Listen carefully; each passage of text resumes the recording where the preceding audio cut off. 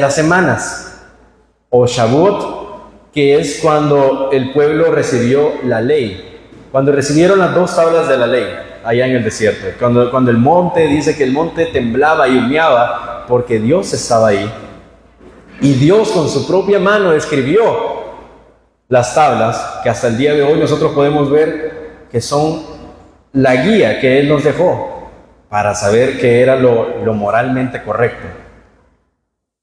Y después de eso hay una tercera, que, bueno, la segunda, a veces la conocemos, pero no como fiesta, sino porque nos denominan de esa manera. ¿Cómo nos dicen a nosotros las iglesias que cantamos y que danzamos? Por ejemplo, están allá los hermanos que se denominan bautistas. Ellos tienen una manera de ser. Y están los otros, que imagínense qué feo es estar dividiendo, pero bueno. Están los otros que les dicen ¿cómo? Pentecostales. ¿Por qué?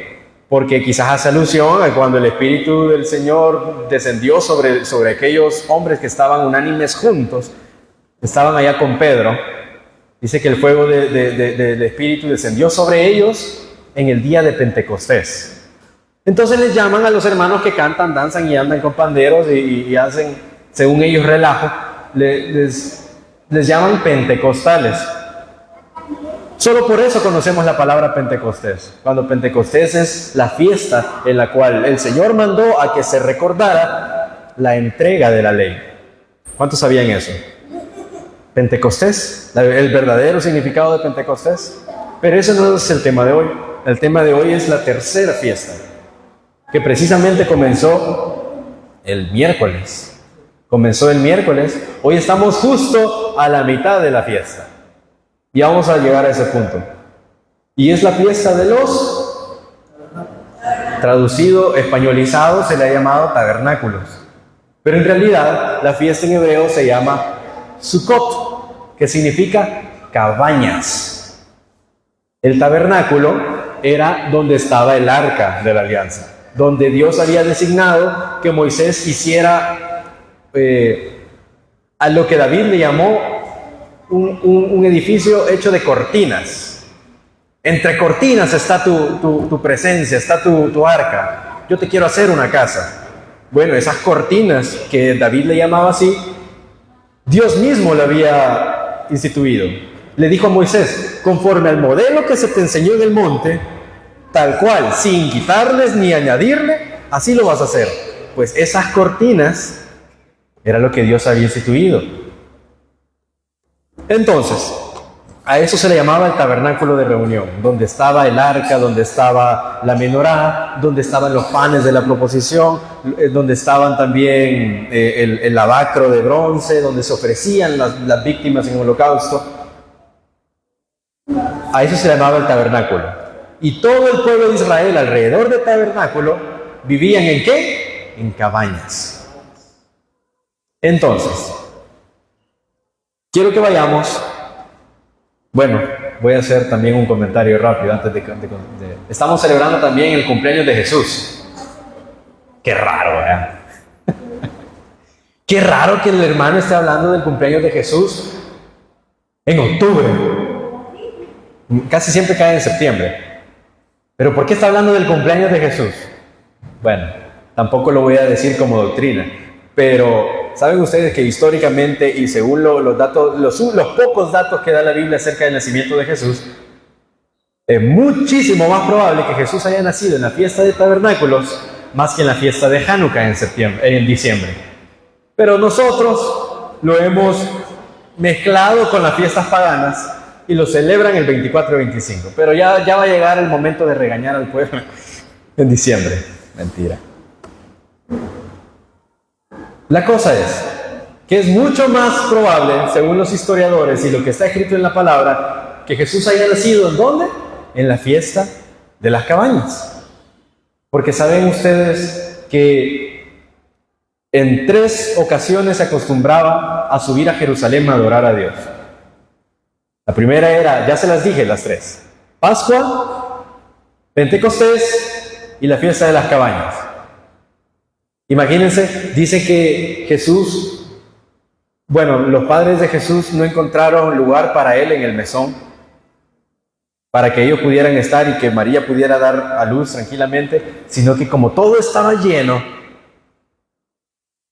dice que tuvieron que ponerle en un pesebre, o probablemente en una azúcar o en una cabaña.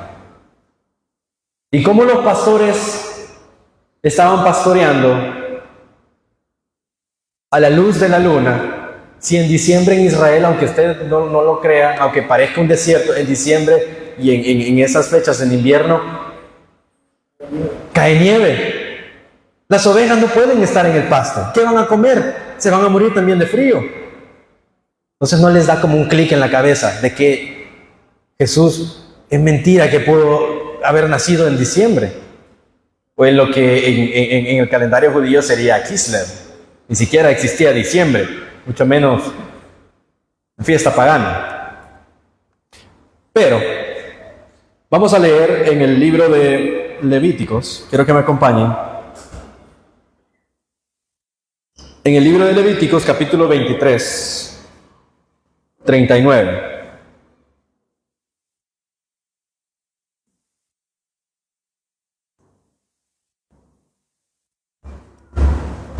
Vamos a leer en el 37.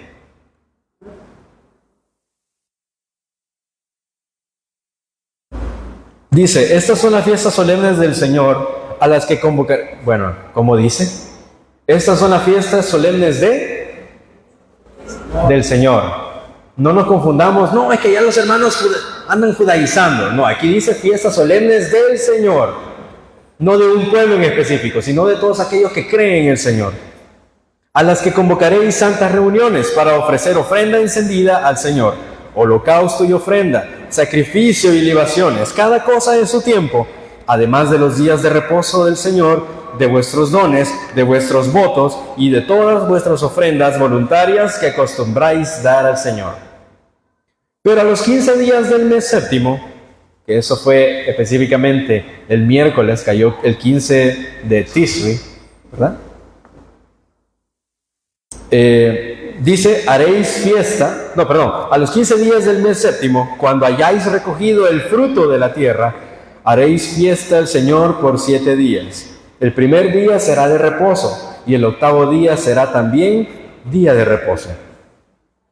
Y tomaréis el primer día ramas con fruto de árbol hermoso, ramas de palmeras, ramas de árboles frondosos y sauces de los arroyos, y os regocijaréis delante del Señor vuestro Dios por 7 días, y le haréis fiesta al Señor por 7 días cada año, y será estatuto perpetuo por vuestras generaciones. En el mes séptimo la haréis.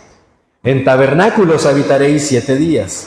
Todo natural de Israel habitará en tabernáculos, para que sepan vuestros descendientes que en tabernáculos hice yo habitar a los hijos de Israel cuando los saqué de tierra de Egipto. Yo el Señor vuestro Dios. Y así habló Moisés a los hijos de Israel sobre las fiestas solemnes del Señor. Amén. Entonces, ¿qué es lo que estamos leyendo aquí? Dice que el Señor, a través de Moisés, instituyó al pueblo las fiestas solemnes ¿de quién? Del Señor. Nosotros estamos más que instruidos en que las fiestas son del Señor. Pero, ¿saben? Yo me pongo a pensar, ¿por qué algunas personas dicen las fiestas de los judíos? Porque saben ustedes que aunque hayan sido... ¿Saben ustedes que vinieron los amalecitas? Vinieron los filisteos. Vinieron los babilonios, los persas, los medos. Vinieron los romanos. Luego vinieron los otomanos. Después vinieron los del Tercer Reich, y ahora están otra vez los filisteos, y el pueblo de Israel aún permanece. ¿Pero por qué creen que permanece?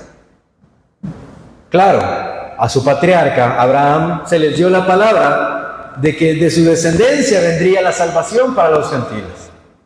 A ellos no se les dijo así explícitamente, pero sabemos que de ellos descendió Jesús.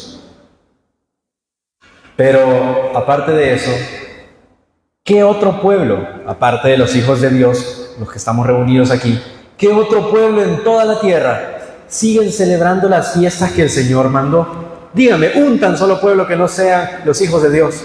No hay ningún otro pueblo. Ellos adoptaron la fe de Dios como su fe. Ellos adoptaron todas las palabras de Dios, aunque se descarriaron 1 y 1000 veces, así como nosotros. No somos nosotros quienes para juzgarlo. Pero aunque se descarriaron 1 y 1000 veces, año tras año, tras año y tras año, siguen celebrando las fiestas solemnes del Señor, porque Él dijo, esas serán fiestas perpetuas para vuestras generaciones. Entonces, también es válido decir la fiesta de los judíos, porque ellos también la adoptaron. Sin embargo, no es esa la principal manera de cómo referirse a la fiesta, sino las fiestas del Señor, porque Él las instituyó, Él se las inventó, a Él le plació que así se celebraran. ¿Y cómo dijo que había que celebrarse? ¿Se iba a celebrar por cuántos días? 7 días. El primer y el octavo día serían de reposo. ¿Y qué es lo que había que hacerse? Dice que había que regocijarse todo el pueblo con frutas y con palmeras y con... Bueno, aquí la manera en lo que lo dice es que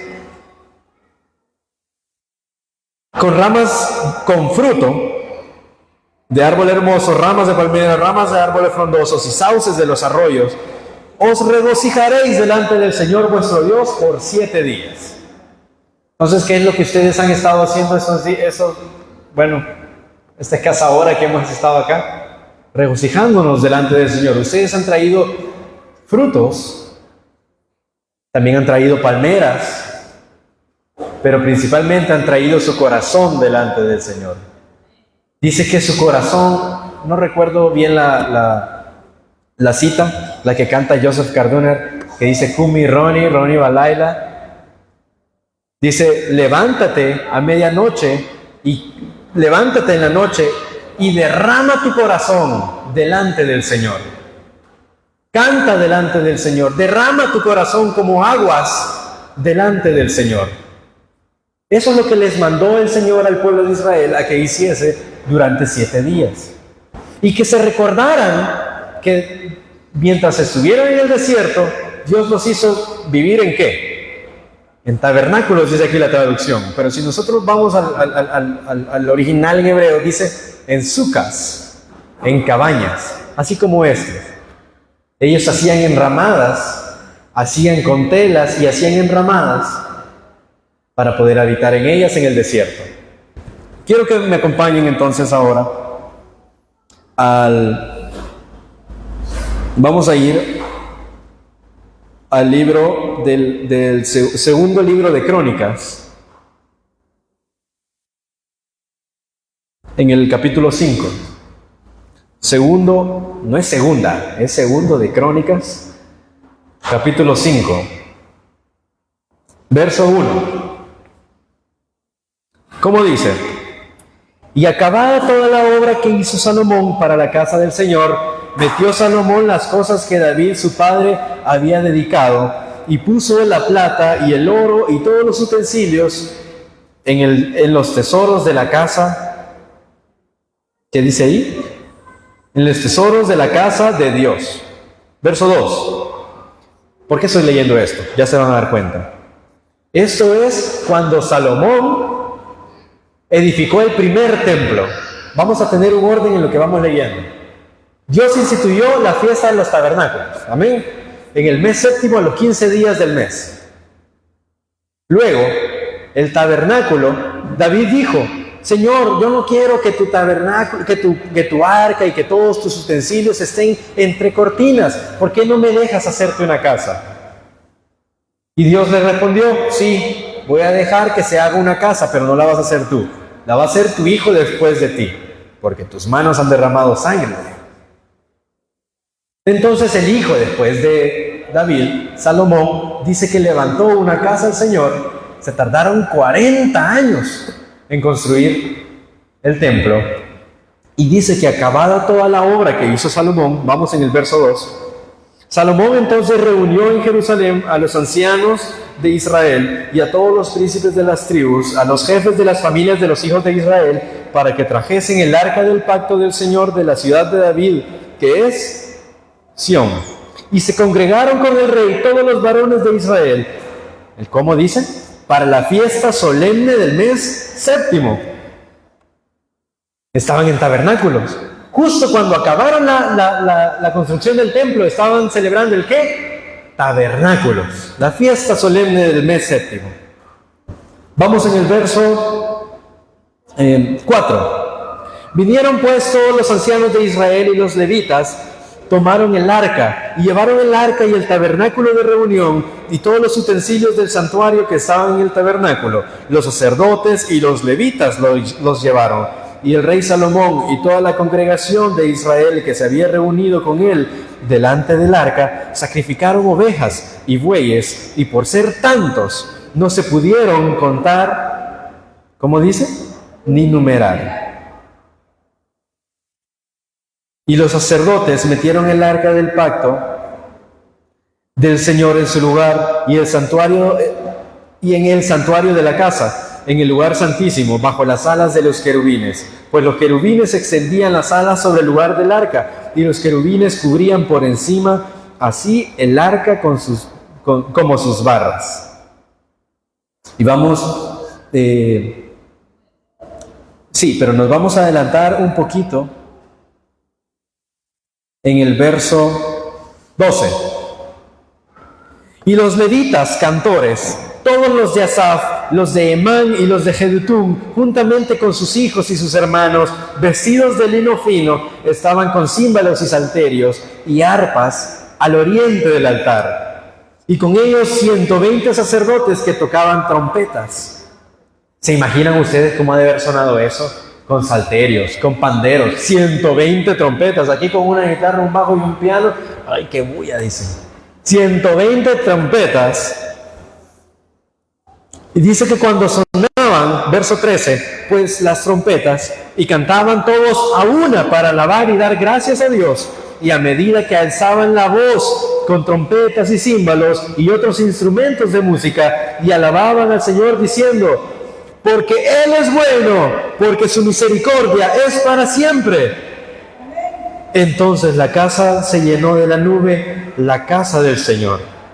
Y no podían los sacerdotes estar allí para ministrar por causa de la nube, porque la gloria del Señor había llenado la casa de Dios.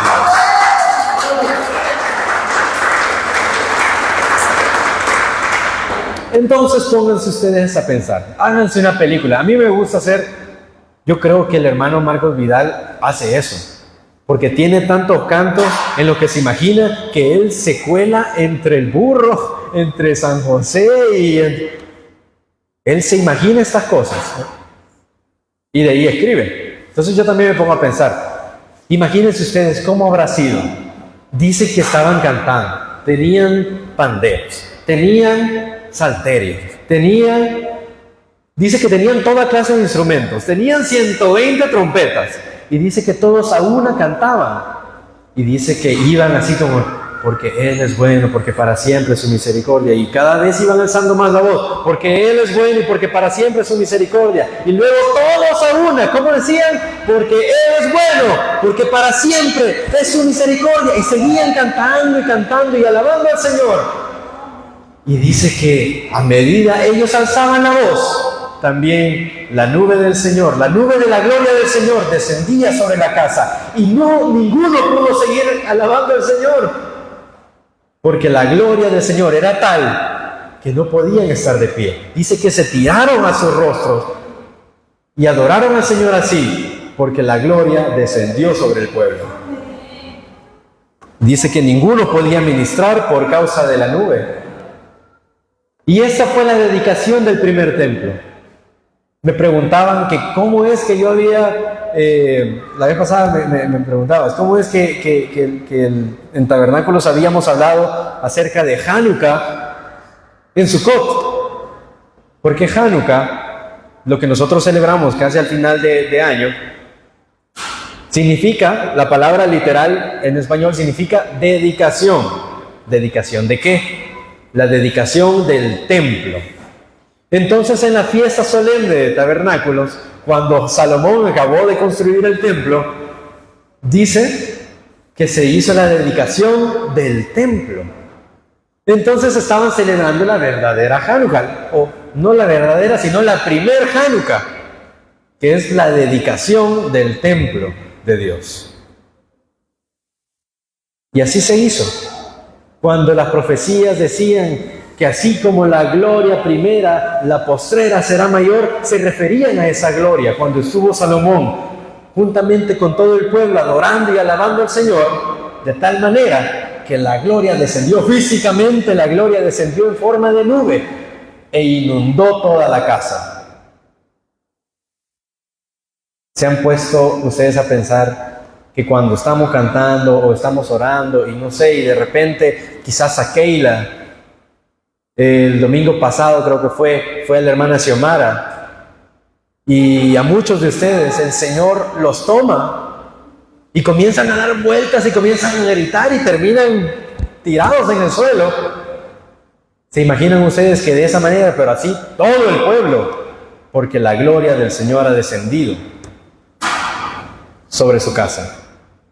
Sabemos que ahora Dios no habita en templos hechos de manos de hombres, sino que el templo de Dios somos nosotros.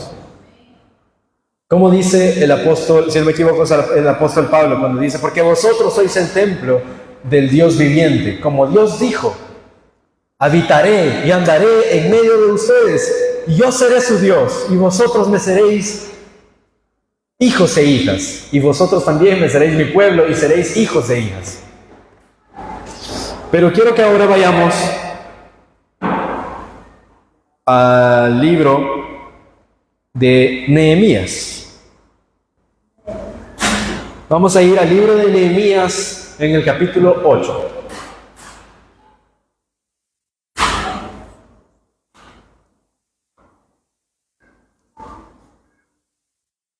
¿Por qué voy a hablar acerca de Nehemías capítulo 8, verso 13? 8:13, Nehemías 8:13. ¿Sabían ustedes que después de Salomón vinieron toda la descendencia de David, porque ellos eran la monarquía que Dios había constituido? ¿Sabían ustedes que el primer rey de Israel, quién fue? Saúl, que era de la tribu de Benjamín, de la cual también era Saulo. Pero este rey dice que no hizo conforme a lo que Dios le había mandado. Entonces envió ¿a quién? Al profeta Samuel a que ungiera a otro rey, porque Saúl ya no era amigo de Dios.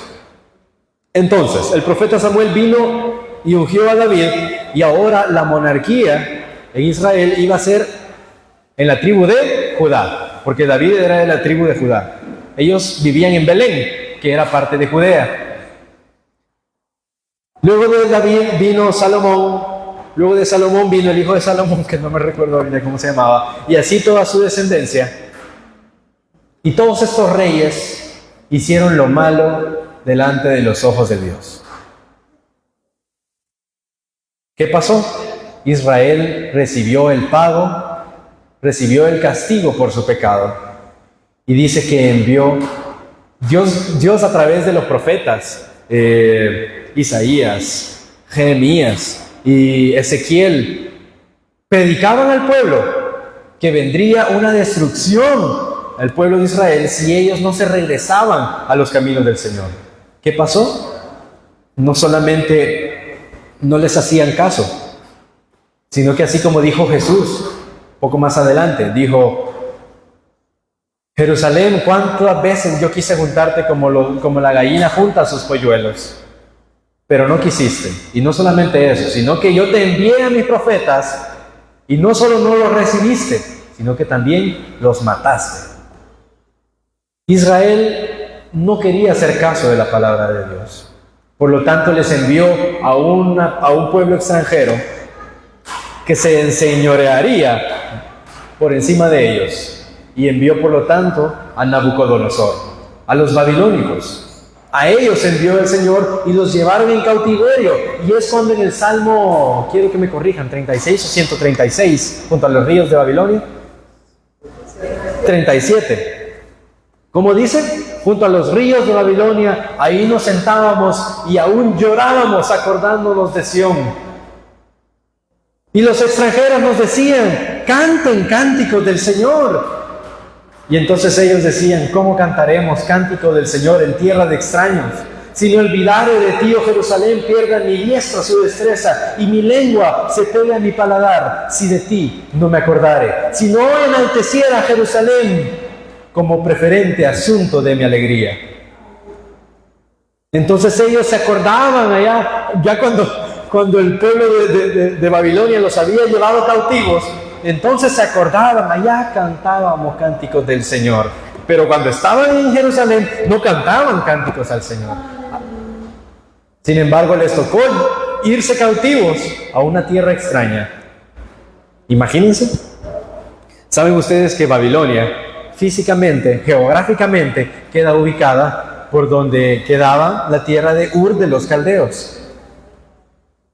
Mesopotamia, donde queda ahora, aún existe el río Éufrates, donde ahora es Irán, de donde salió Abraham, donde habían practicado alabanzas a sus falsos dioses, hasta que un día Dios le habló a Abraham y le dijo, sal de la tierra de tu padre y de tu parentela, a la tierra que yo te mostraré. Y lo llevó a donde ahora es Israel.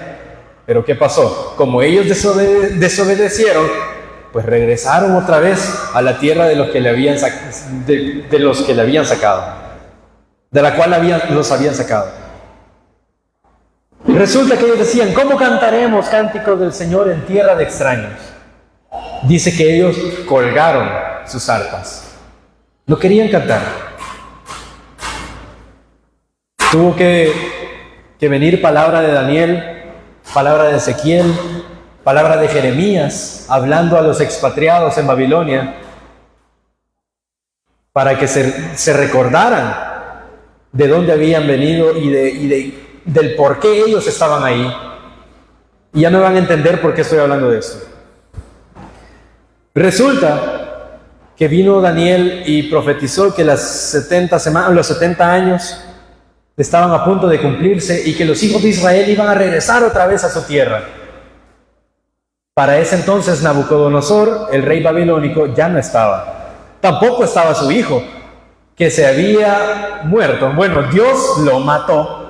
¿Por qué? ¿Alguien de ustedes se recuerda por qué Belsasar murió? Él era Belsasar.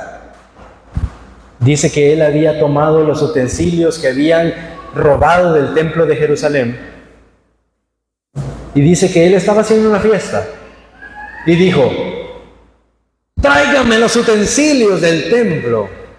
Los quiero ocupar. Se sirvió vino, se sirvió e hizo un banquete con los utensilios del Señor. E hizo un banquete a sus dioses.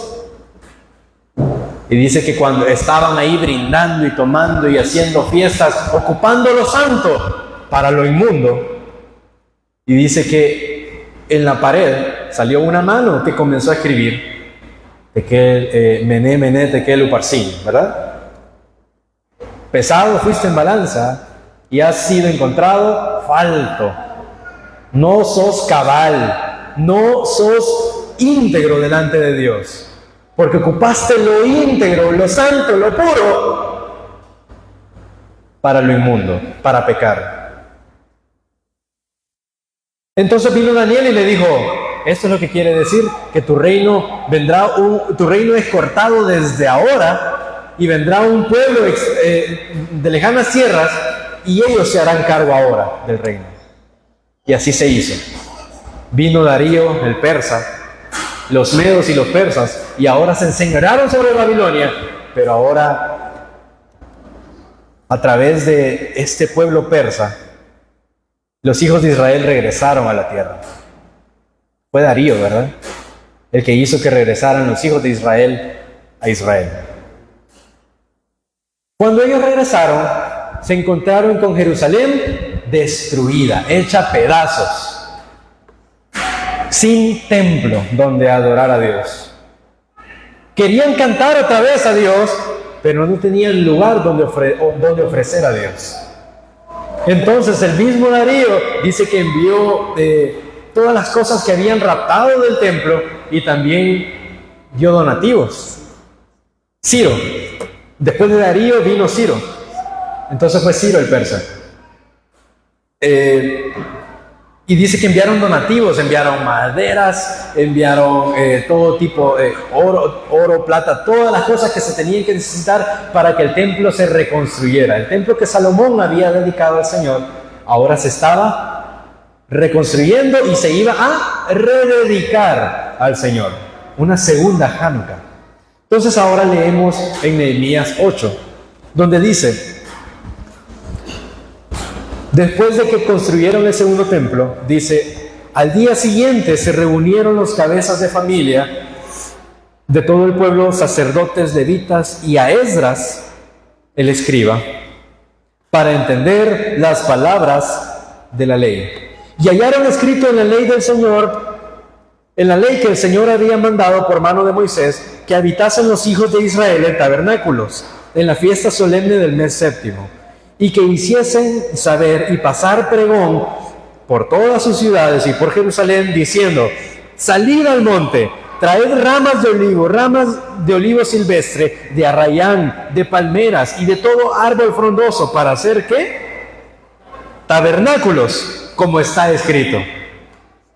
Salió pues el pueblo y trajeron ramas e hicieron tabernáculos, cada uno sobre su terrado, en sus patios, en los patios de la casa de Dios, en la plaza de las puertas de las aguas, en la plaza de la puerta de Efraín. Y toda la congregación que volvió de la cautividad hizo tabernáculos, y en tabernáculos habitó. Y aquí hay algo triste.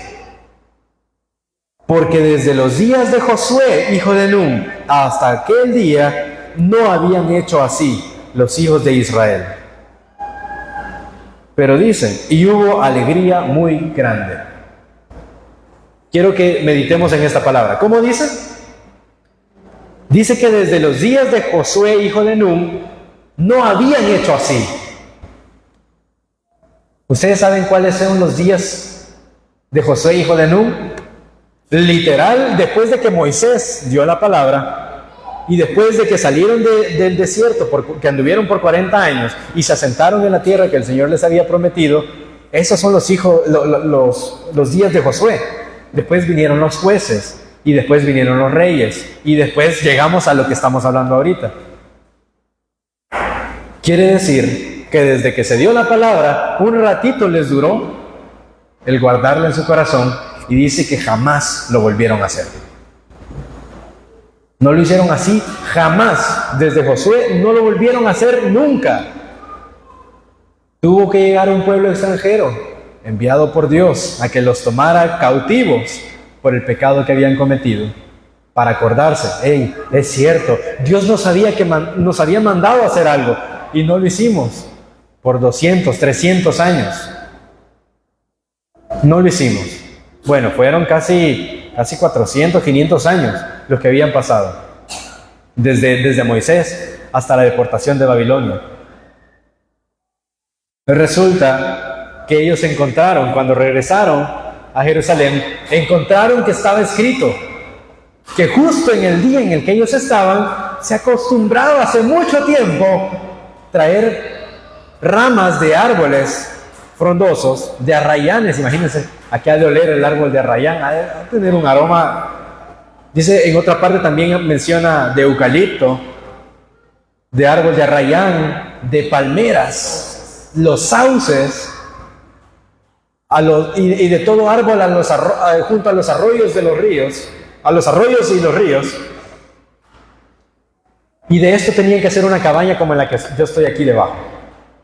No es que estemos locos, es que es una demostración, como que fuera no un drama, pero sí una demostración, una representación de cómo el pueblo de Israel vivió por 40 años. Y Dios les mandó a que se recordaran. ¿Para qué? Porque si dice que el pueblo que no recuerda su historia está condenado a repetirla. Eso no está en la Biblia, eso es un dicho que alguien dijo. Pero qué bien cae. Dice que el pueblo que no recuerda ni guarda su historia, dice que está condenado a repetirla. Entonces ahora no duden ustedes del motivo por el cual Israel ahora sí se defiende. Ahora ya no se deja llevar como cordero mudo que es llevado al matadero, sino que ahora se defiende porque conocen su historia. No van a dejar impune a aquel que les ha hecho mal. Y quieren que les diga algo y va a sonar incluso extremista, pero no importa que suene así, porque es palabra de Dios. ¿Saben ustedes que a donde ahora están los palestinos, que también merecen perdón de Dios? Con eso no estoy diciendo que ellos se van a ir directo. No, así como nosotros, tenemos que alcanzar el perdón de Dios. ¿Saben ustedes que ellos, dice la Escritura, cuando estaban en la época de los jueces después de Josué, dice que Dios buscaba ocasión para vengarse de los filisteos, porque ellos habían puesto tropiezo a Israel y todo lo que fuese dar honra a Dios, ellos lo aborrecían y querían hacer todo lo contrario. Entonces no se asombren del por qué dice que Dios buscaba ocasión para destruir a los filisteos. No era el pueblo de Israel, era Dios el que buscaba vengarse de los filisteos. Entonces ahora no se asombre de que Dios siga buscando ocasión para vengarse de los filisteos, si estos no se arrepienten de sus pecados. Yo no sé si estamos escuchando la palabra de Dios.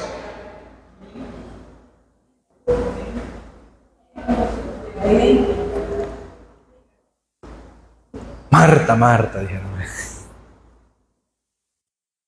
Bueno,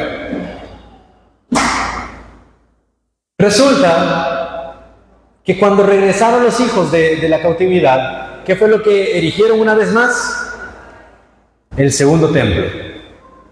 Y ellos recordaron la fiesta de los tabernáculos e hicieron así cabañas, como no se había hecho hace mucho tiempo. Para terminar de leer, ¿cómo dice? Estamos en el verso 17, lo vamos a leer una vez más. Y toda la congregación que volvió de la cautividad hizo ¿el qué? Tabernáculos o cabañas. Y en tabernáculos habitó, porque desde los días de Josué, hijo de Nun, hasta aquel día no habían hecho así los hijos de Israel. ¿Pero qué dice? Y hubo alegría muy grande. Y leyó Esdras, el escriba, en el libro de la ley de Dios cada día, desde el primer día hasta el último, e hicieron la fiesta solemne ¿por cuántos días? Por 7 días, y el octavo día fue de solemne asamblea según el rito, o según lo que se acostumbraba a hacer en la fiesta. Entonces, vemos aquí ya una segunda Hanukkah, una segunda dedicación del templo de Dios, que había, la primera vez se levantó desde cero. La segunda vez se levantó desde cero, pero porque había sido destruido. Y ustedes me preguntan, ¿y habrá una tercera vez? ¿Será que habrá un tercer templo? ¿Por qué tercer templo si el segundo aquí no menciona que haya sido destruido? Pues saben ustedes que después de Jesús, en el año 67, que fue la gran revuelta de los judíos, le llaman así en la historia, entre el 67 y el 70, los romanos expatriaron a todos los judíos. Estaba el emperador romano Nerón, hasta los perros les ponen ese nombre, ¿verdad? A los achuchos les dicen Nerón. Bueno, con justa razón. ¿Por qué? Porque vino y tenía tanto odio, solo porque sí, de los judíos, que los mandó a que fueran expatriados de su tierra. Y saben ustedes que fue él quien le cambió el nombre a la tierra o a la provincia de Judea. Saben que fue él el que le cambió el nombre, porque preguntó, él dijo, me caen tan mal estos judíos que le voy a poner a la tierra el nombre de su némesis, de sus rivales más acérrimos, de Israel. ¿Qué es lo opuesto a Israel? Los filisteos. Ah, pues así le voy a poner Filistina. Y desde entonces, hasta 1948, toda esa área que ahora es Israel se le llamó Palestina. De ahí viene, porque un hombre que odiaba tanto a los judíos, le quiso poner el nombre de sus enemigos a la tierra donde los judíos habitaban, para que les ardiera. No solamente eso, los voy a echar de su tierra. Y no solamente eso, para que el culto que ellos celebran no se haga nunca más, también voy a destruir el templo. Y ahí fue donde se destruyó el segundo templo. Pero justo unos años, 70 años antes de que eso pasara, quiero que vayamos al libro de Juan. Juan 7, ya casi voy terminando. Mientras buscan ustedes el libro de Juan, capítulo 7, en el versículo 10.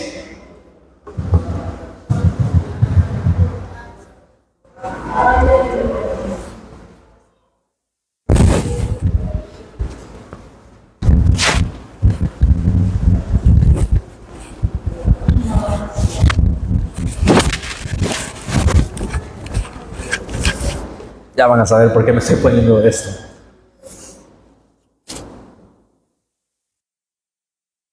¿Cómo dice? Juan 7, 10. Juan 7, 10.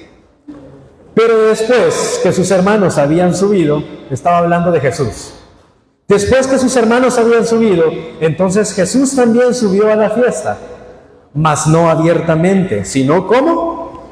Como en secreto. ¿Saben ustedes a qué se refiere que él andaba como en secreto? Había una costumbre, el cual era, que hasta el día de hoy lo hacen, el pueblo de Israel o los judíos o la gente que es ortodoxa, que es religiosa en Israel, ellos utilizan un manto, que es un manto de oración. En hebreo se llama talit, literal es un manto. Entonces ellos lo que hacían, y me da, pero incluso me da curiosidad, me da qué pensar, cómo lo hacen hasta el día de hoy. ¿Saben ustedes que hay gente que cuando van a orar al muro occidental, mal llamado Muro de los Lamentos, o al Cotel, lo que hacen cuando están orando es que cubren su rostro, como que estuvieran en lo secreto, cuando dicen, como lo que decía Jesús? Ellos no lo hacen como lo que decía Jesús, pero sí lo hacen así. Dice que entra en lo secreto y ora a tu Padre que está en lo secreto, y tu Padre al que le oraste en lo secreto te recompensará en público. Así decía Jesús. Pero los judíos hasta el día de hoy, cuando van al muro occidental, donde solía estar el templo, dice que ellos oran, y ¿saben qué es lo que hacen? Yo creo que alguna vez se los he enseñado, pero lo que hacen es esto. Cuando están orando, como tienen siempre el manto, ellos lo ocupan así, pero vienen y lo que hacen es cubrirse toda la cara y comienzan a orar y le hacen, han visto que le hacen de esta manera, porque dicen que no hay nadie que pueda estar recto delante del Señor. Entonces vienen y se cubren la cara y comienzan a orar y dicen: Señor, por favor, envía tu ungido, envía tu Mesías, porque para ellos el Mesías aún no ha venido. Pero nosotros sabemos que el Mesías ya vino. Pero el Mesías que ellos esperan, que regresará por segunda vez, cuando le vean, antes vendrá la abominación desoladora. Pero vamos a seguir leyendo antes de llegar a eso. Verso 11. Y le buscaban los judíos en la fiesta y decían: ¿dónde está aquel? Y había gran murmullo acerca de él entre la multitud, y unos decían: es bueno, pero otros decían: no, sino que engaña al pueblo. Verso 13. Pero ninguno hablaba abiertamente de él, por miedo a los judíos. Mas a la mitad de la fiesta, precisamente este día estamos a la mitad de la fiesta, dice que subió Jesús al templo y enseñaba, y se maravillaban los judíos diciendo: ¿cómo sabe este letra sin haber estudiado? Mas Jesús le respondió y dijo: mi doctrina no es mía, sino de aquel que me envió. El que quiere hacer la voluntad de Dios conocerá si la doctrina es de Dios o si yo hablo por mi propia cuenta. El que habla por su propia cuenta su propia gloria busca. Pero el que busca la gloria del que le envió, este es verdadero y no hay en él injusticia. Un poco más adelante, en el verso 37. Él seguía enseñando y dice que en el último y gran día de la fiesta, Jesús se puso en pie y alzó la voz diciendo: si alguno tiene sed, venga a mí y beba. El que cree en mí, como dice la Escritura, de su interior correrán ríos de agua viva. Esto dijo del Espíritu que habían de recibir los que creyesen en él, pues aún no había venido el Espíritu Santo, porque Jesús aún no había sido glorificado. ¿Por qué ahora nosotros seguimos recordando y celebrando esta fiesta? ¿Por la fiesta de los judíos? Nosotros no somos amigos de Israel, somos hermanos de Israel.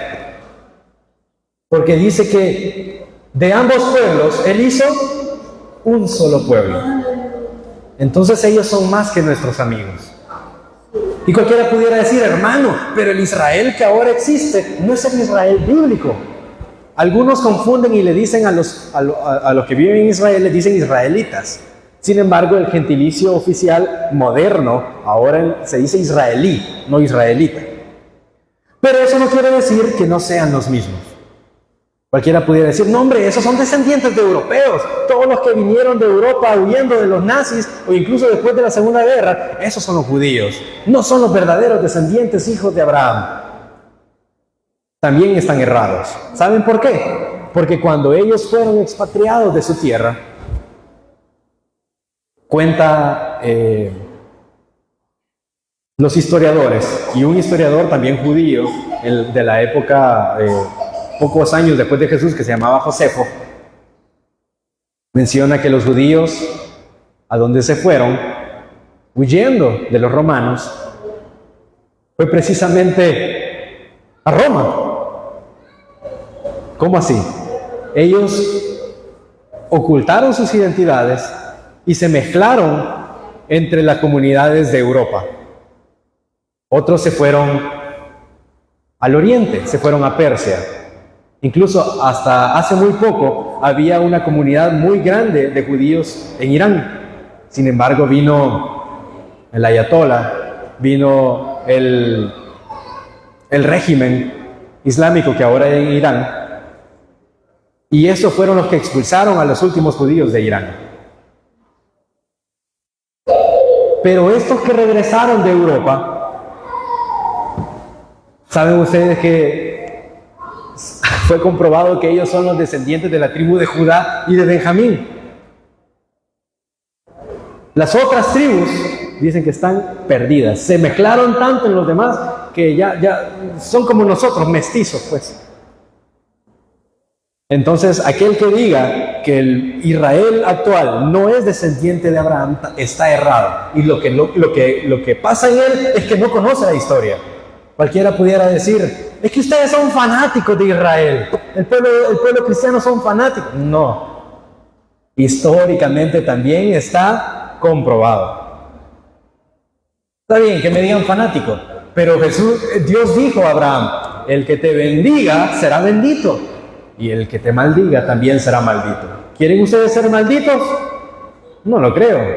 ¿Quieren ustedes ser benditos de Dios? Pues bendigan entonces a Abraham y a su descendencia. Y que al que no me diga amén, usted se lo pierde. Pero aquí está escrito. No me estoy inventando nada. Vaya usted a buscarlo. Escudriñe la palabra. Bueno, dice que Jesús se puso en pie en el último y gran día de la fiesta. Y ya no le importó que lo viesen. Ya no anduvo como en secreto.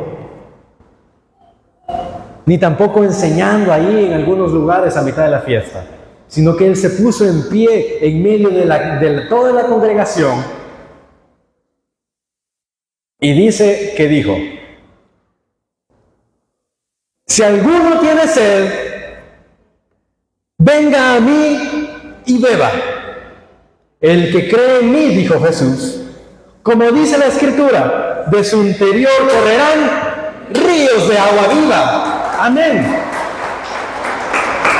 Y esta es alusión a lo que está en Zacarías 14, que brotarían aguas de salvación. Y estas aguas también que vienen de por debajo del templo. La visión que tuvo aquel hombre, que esas aguas iban a ser de sanidad. Pero bueno, quiero que leamos, para terminar,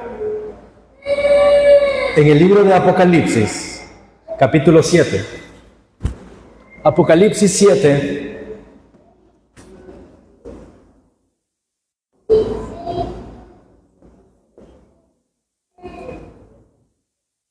7:9. ¿Cómo dice? Leámoslo todos juntos, lo vamos a leer todo. Después de esto miré, y aquí una gran multitud, la cual nadie podía contar, de todas las naciones, y tribus, y pueblos, y lenguas, que estaban delante del trono, y en la presencia del Cordero, vestidos de ropas blancas, con palmas en sus manos. Quiero que por favor agarren las palmas, no la dejen tirada ahí como que fuera cualquier cosa. Agarren sus palmas. Agarren las palmas. Agarre aquí cada uno su palma. ¿Y cómo dice? Los que estaban delante del trono, a la presencia del Señor, vestidos de ropas blancas y con palmas en sus manos, y clamaban a gran voz diciendo: la salvación pertenece a nuestro Dios, que está sentado en el trono, y al Cordero. Y todos los ángeles estaban en pie alrededor del trono, y de los ancianos y de los 4 seres vivientes, y se postraron sobre sus rostros delante del trono, y adoraron a Dios, diciendo: amén. La bendición y la gloria, y la sabiduría, y la acción de gracias, y la honra y el poder y la fortaleza sean a nuestro Dios por los siglos de los siglos. Amén. Entonces uno de los ancianos habló diciéndome: estos que están vestidos de ropas blancas, ¿quiénes son? ¿Y de dónde han salido? Y yo le dije: Señor, tú lo sabes, yo no sé. Respóndeme tú. Y él me dijo: estos son los que han salido de la gran tribulación y han lavado sus ropas y las han emblanquecido en la sangre del Cordero. Por eso están delante del trono de Dios y le sirven de día y de noche en su templo. Y escuchen por favor esto: y el que está sentado sobre el trono, él extenderá su tabernáculo sobre ellos, y ya no tendrán hambre ni sed, y el sol no caerá más sobre ellos ni calor alguno, porque el Cordero que está en medio del trono, él los pastoreará y los guiará a fuentes de aguas de vida, y Dios enjugará toda lágrima de los ojos de ellos. Amén. Así estaban ellos con las palmas, venían entrando. ¿Quiénes son estos que vienen con ropas blancas y con palmas en sus manos? Hermano, ¿y qué tiene que ver esto con lo de fiesta de tabernáculos? No leyeron, no escucharon lo que estaba ahí. Que ya no más habrá necesidad de un tabernáculo, ni de que alguien extienda un manto por sobre encima de ustedes, sino que Dios mismo y el Cordero, Él extenderá su tabernáculo sobre nosotros. Y dice que ya no tendremos más hambre ni sed, sino que el Cordero nos pastoreará. Y dice que Él nos enjugará toda lágrima, y que correrá como ríos de agua viva sobre nosotros. Ese es tabernáculo, porque ya no hace falta una dedicación del templo hechos por manos de hombres, sino que nosotros, el templo de Dios, seremos reunidos con nuestro Padre. Y ya no habrá necesidad de tabernáculo, ya no habrá necesidad de un local como Colproce, ya no habrá necesidad de cualquier lugar, sino que Él será nuestro tabernáculo y nosotros nos regocijaremos con Él. Aleluya. Eso sí, hay una condición, un tan solo requisito. Pregunta el anciano, aquel que estaba, le pregunta: ¿Quiénes son estos? ¿De dónde han salido? Dice que estos son los que han lavado sus vestiduras con la sangre del Cordero. Entonces hay un solo requisito para poder ser partícipes de esa última y gran fiesta de los tabernáculos, en que nosotros hayamos sido lavados por la sangre del Cordero.